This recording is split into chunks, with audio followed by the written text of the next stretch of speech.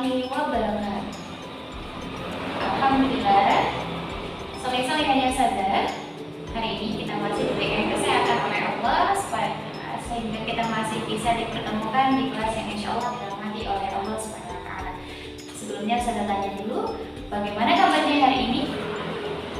Alhamdulillah, luar biasa. Tetap semangat. Allahu Akbar, masya Allah hebat.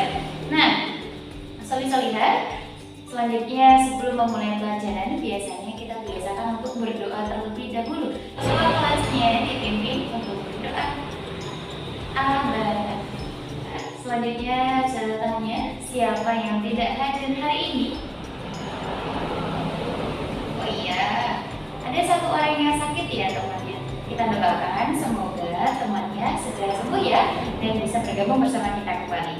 Nah, soleh-solehah, hari ini Ustazah mau mengajak soleh-solehah semuanya untuk belajar terkait tempat umum. Tapi sebelum belajar, Ustazah kita semuanya fokus. Seperti tepuk fokus gimana? Tepuk fokus, melihat, mendengar, mengingat, fokus. Siap ya? Nah, kalau sudah siap belajar, langsung saja Ustazah penjelasan.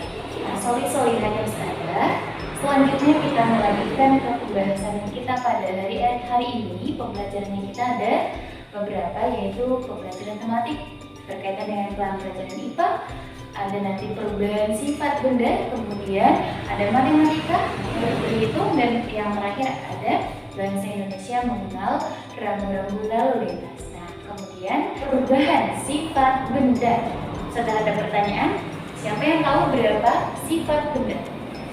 Hebat, ada 3. Yang pertama ada padat, yang kedua ada cair, pintar, yang terakhir ada gas. Nah, lalu padat itu adalah sesuatu yang tidak bisa berubah bentuk.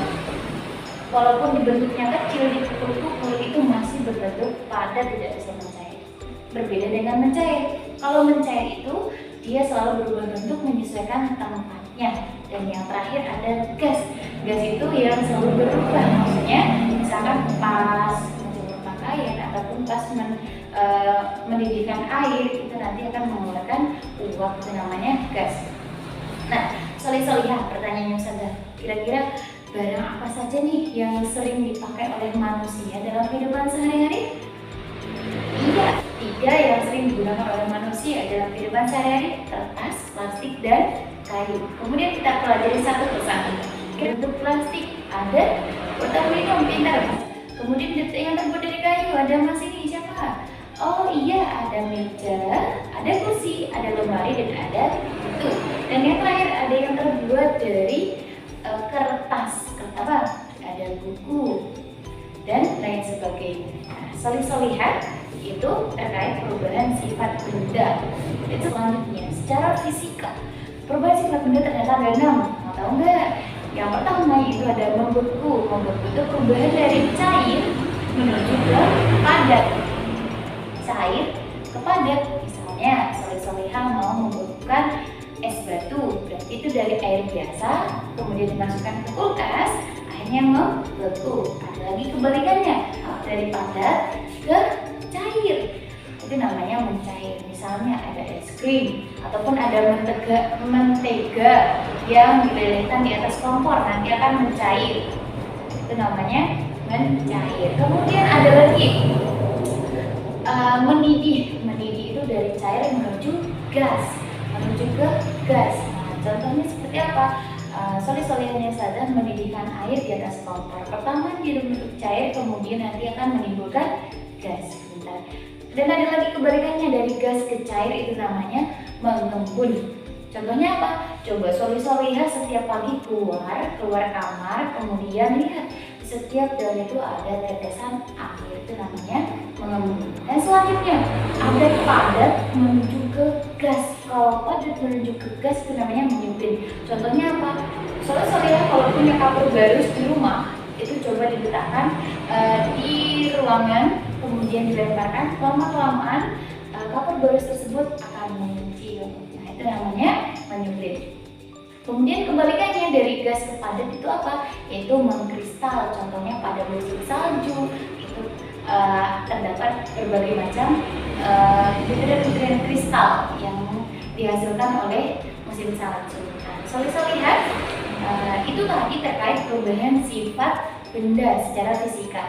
Nah, sekarang dibentuk menjadi 4 kelompok. Kemudian Ustaz meminta 4 kelompok tersebut mencari tahu berapa jumlah hari ataupun jumlah siswa dari kelas 1 sampai kelas 5. Nah, Solisa lihat tadi kita sudah belajar terkait perubahan sifat benda dan menghitung jumlah siswa yang ada di sekolah ini. Kemudian yang terakhir terkait pembelajaran rambu-rambu lalu lintas. Apa itu rambu-rambu lalu lintas?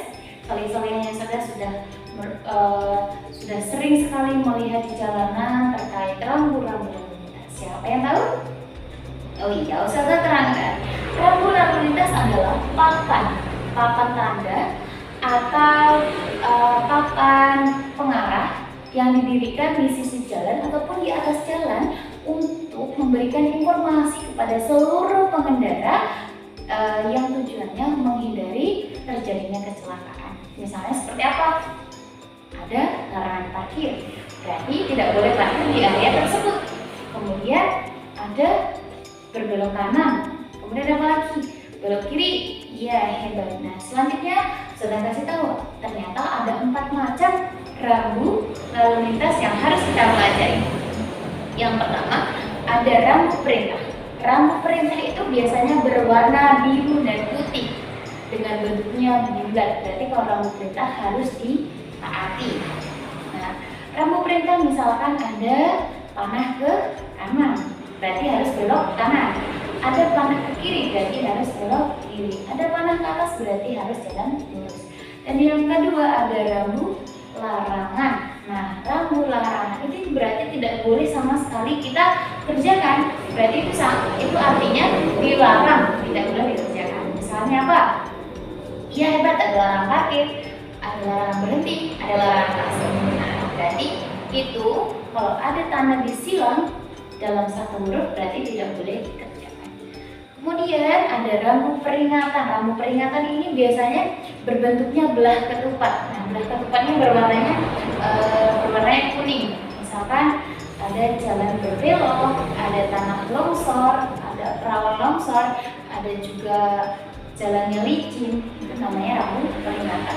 Dan yang terakhir ada rambu petunjuk. Petunjuk ini ada 2, yaitu petunjuk arah dan juga petunjuk tempat. Kalau petunjuk arah itu biasanya ditemui mau menunjukkan jalan tol juga bisa. Kalau untuk petunjuk tempat itu ada terkait kubah masjid, berarti sebentar lagi ada masjid, ada tanda tambah dan juga ada dipan, berarti itu sebentar lagi ada rumah sakit. Nah, Solisa lihat itu terkait pembelajaran rambu-rambu lalu lintas. Nah, ketika Solisa lihat menemui saat di jalan, jangan lupa tetap dipatuhi dan juga jangan dilanggar. Siap ya? Nah, itu pembelajaran kita pada hari ini. Yang pertama terkait perubahan sifat benda, yang kedua terkait berhitung dengan baik dan teliti, dan yang ketiga terkait rambu lalu lintas. Nah, pesannya Ustazah, jangan lupa terus belajar dan menuntut ilmu dengan semangat. Semoga Solisa selalu dimudahkan dalam mencapai cita-citanya. Amin. Nah, Solisa Ustazah minta maaf jika selama mendampingi pembelajaran hari ini Ustazah punya banyak salah.